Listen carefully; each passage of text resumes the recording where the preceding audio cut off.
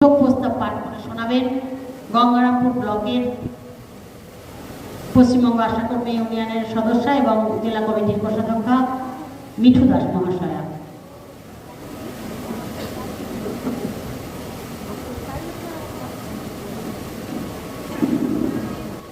গত 9 আগস্ট আরজি মেডিকেল কলেজে 36 ঘন্টা ডিউটিরত অবস্থায় মহিলা ডাক্তারের ওপর পাশবিক অত্যাচার চালিয়ে যেভাবে কোনো ধর্ষণ করা হলো তাতে আমরা প্রত্যেকেই মর্মাহত।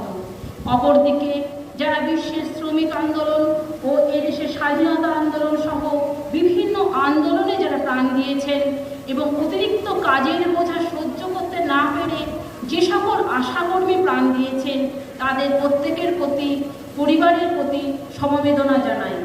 তাদের স্মৃতির উদ্দেশ্যে এবং আরজি মেডিকেল কলেজের